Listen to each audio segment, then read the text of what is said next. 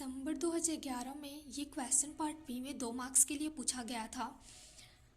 Generally जो solid state में questions पूछे जाते हैं वो डायरेक्ट फार्मूला बेस्ड ही होते हैं, डायरेक्ट क्वेश्चन पूछे जाते हैं। तो ये क्वेश्चन जो है इसमें दिया हुआ है कि the value of D11 in a cubic crystal is 325.6 picometre. The value of D33 is, देखो क्यूबिक क्रिस्टल है एक, उसमें D11 जो है ये प्लेन के कोऑर्डिनेट्स हैं। तो D11 प्लेन के लिए दिया हुआ है, इसका जो 111 प्लेन जो है उसके लिए D की जो वैल्यू है वो इतना है।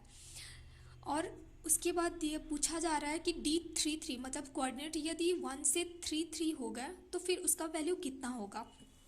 अब देखो D जो होता है इसके लिए फॉर्मूला जो होता है वो क्यूबिक क्रिस्टल का वो होता है D, और ये जो इसके सबस्क्रिप्ट में H के L लिखा हुआ वही ये 1 इसका वैल्यू है। H के लिए 1, K के लिए 1 और L के लिए भी 1 ही है, ठीक है। तो equal to A upon under root H square plus K square plus L square. देखो ये फॉर्मूला सिर्फ यूज होगा क्यूबिक क्रिस्टल होगा तो ही, दूसरे यदि दूसरे टाइप के जो क्रिस्टल्स होते हैं उसके लिए ये यूज़ नहीं होगा, क्योंकि क्यूबिक में जो लेंथ ब्रेथ और हाइट होता है वो तीनों एक ही लेंथ के होते हैं, तो ए से डिनोट कर देते हैं उसको, ठीक है।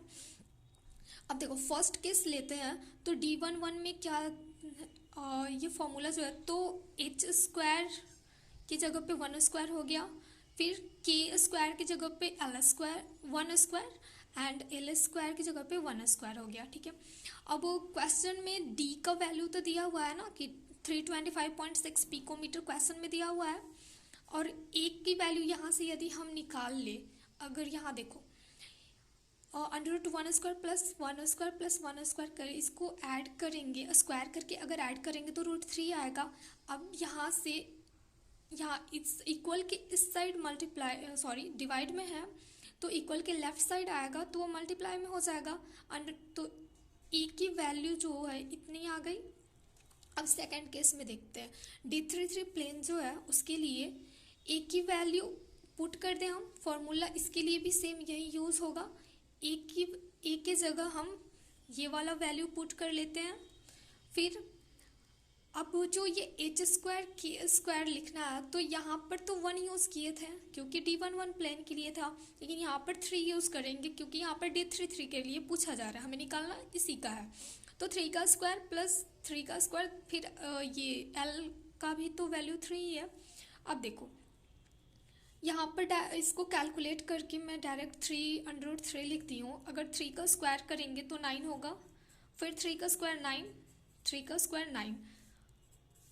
अब इसको ऐड करेंगे तो अंडर रूट 27 आएगा। फिर यदि इसको तोड़ेंगे तो इतना आ जाएगा ना 3 इंटू 3 इंटू 3, ठीक है।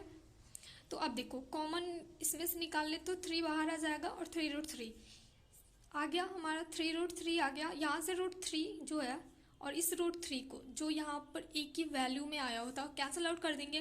फिर सिंपल सा कैलकुलेशन, बेसिक कैलकुलेशंस है।